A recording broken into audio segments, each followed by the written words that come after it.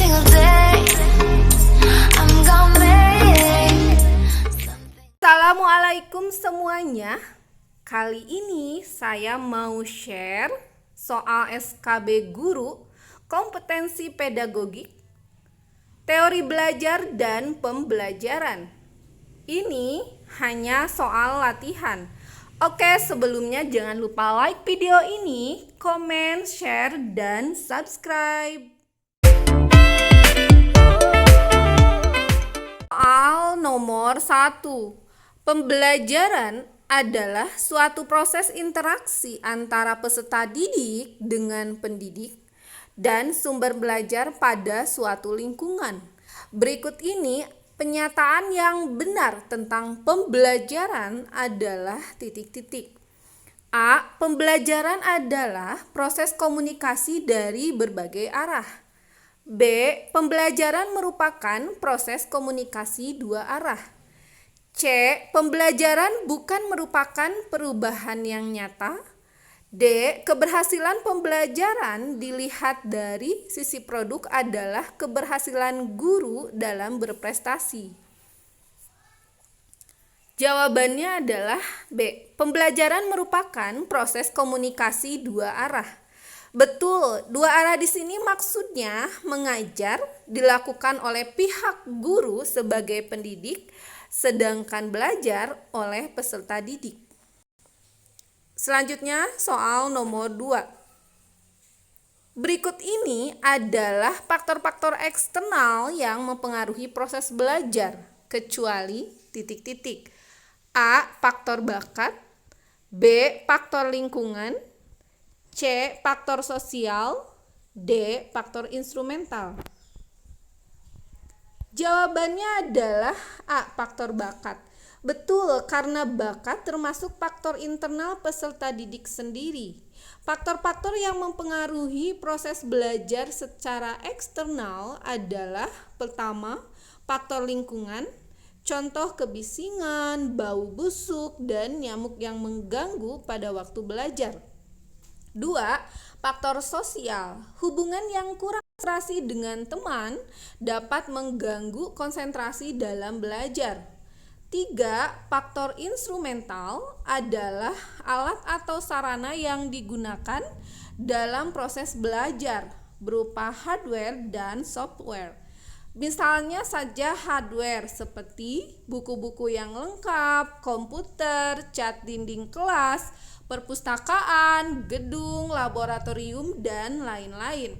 Sedangkan software berupa program-program pendukung belajar, peserta didik, dan pendidik.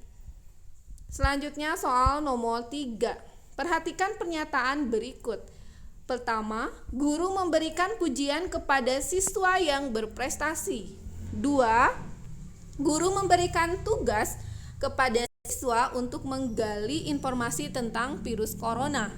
3. Guru berusaha menjaga perilakunya dengan baik karena takut ditiru siswa. 4. Guru menjelaskan antara konsep dan struktur suatu materi dan mencari hubungan di antaranya. Pernyataan di atas yang menunjukkan teori behavioristik ditunjukkan dengan nomor titik-titik. A. 1 dan 2, B. 2 dan 3, C. 1 dan 3, D. 2 dan 4. Jawabannya adalah C. 1 dan 3. Skinner terkenal dengan reinforcement. Contoh pujian guru terhadap seorang anak cenderung menguatkan perilakunya atau nomor 1. Sedangkan nomor 3 adalah dari Bandura yang terkenal dengan teori social learning. Siswa belajar melalui meniru. Guru dan orang tua harus menjadi model perilaku yang baik. Selanjutnya soal nomor 4. Pini sangat menyukai mata pelajaran matematika.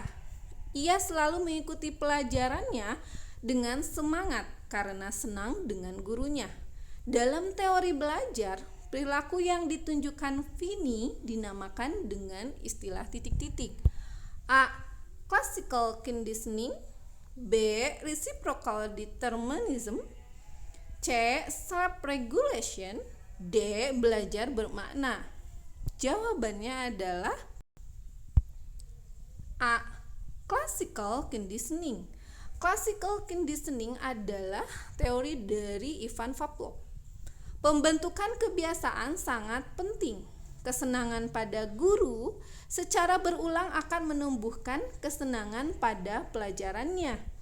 Adapun reciprocal determinism atau interaksi kognisi tingkah laku lingkungan dan self-regulation, mengamati, meniru, mengulang, adalah teori Bandura sebagai gabungan antara behavioristik dan kognitif.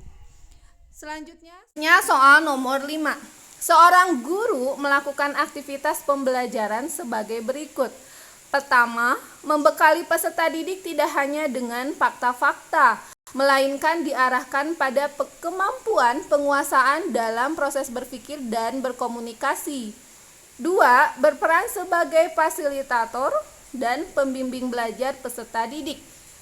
3. Melakukan penilaian yang mencakup cara-cara penyelesaian masalah dengan berpatokan pada aturan yang berlaku, seperti peta konsep, diagram Venn, portofolio, uji kompetensi, dan uji komprehensif.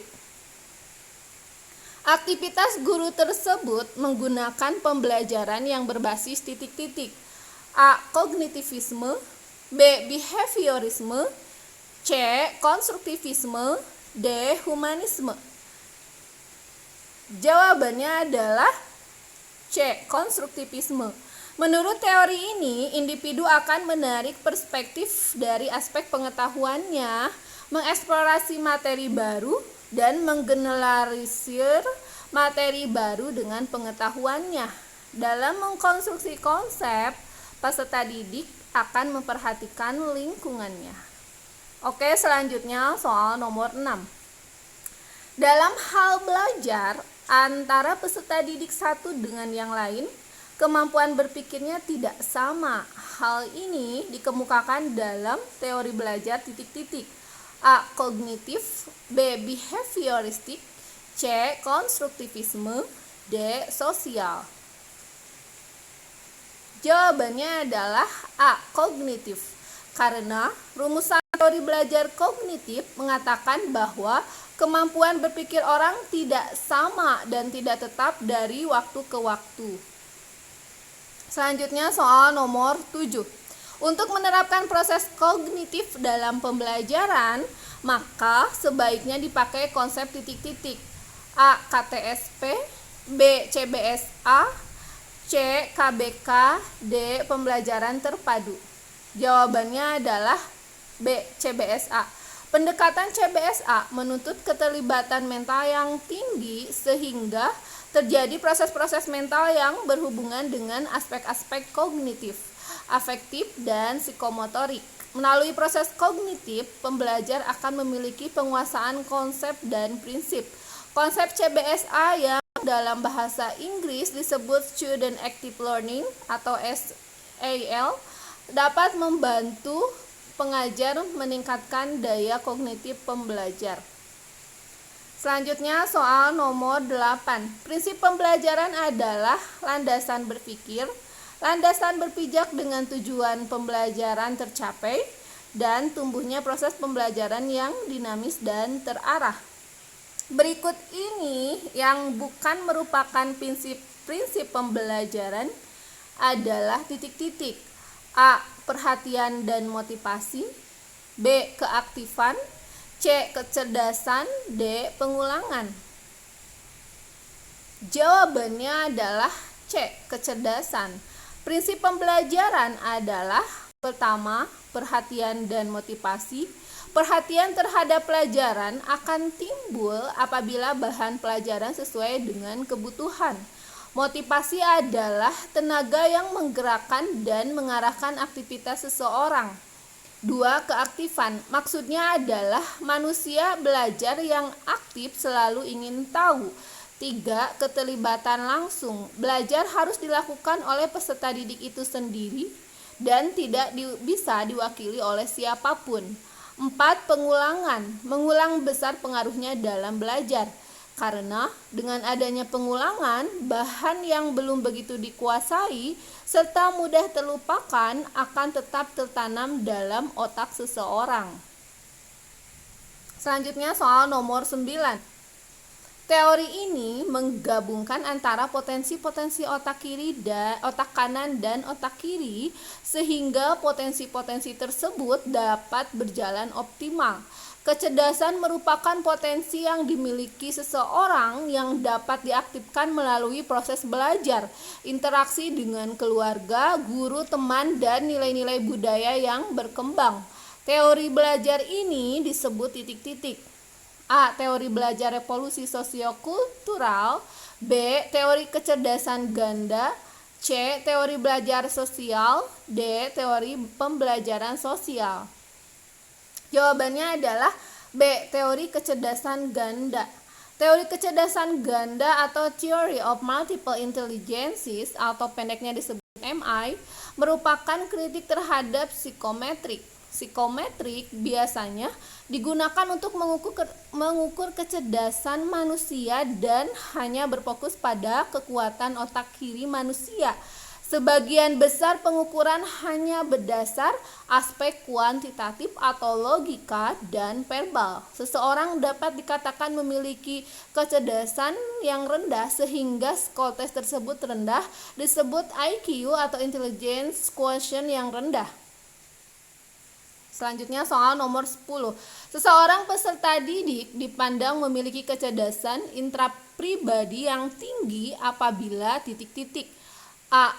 Mampu mempersepsi dunia ruang visual secara akurat. B. Mampu merespon suasana hati. C. Mampu memotivasi orang lain. D. Mampu mengimajinasikan impian dan gagasan diri sendiri. Jawabannya adalah D. Mampu mengimajinasikan impian dan gagasan sendiri. Beberapa ciri peserta didik yang mempunyai kecerdasan intrapribadi adalah: pertama, secara teratur meluangkan waktu sendirian untuk bermeditasi, merenung atau memikirkan berbagai masalah. 2. Sering menghadiri acara konseling atau seminar perkembangan kepribadian untuk lebih memahami diri sendiri. 3. Mampu menghadapi kemunduran, kegagalan, dan hambatan dengan tabah. 4. Memiliki hobi, minat, kesenangan yang disimpan untuk diri sendiri. 5. Memiliki tujuan-tujuan yang penting dalam hidup yang dipikirkan secara kontinu.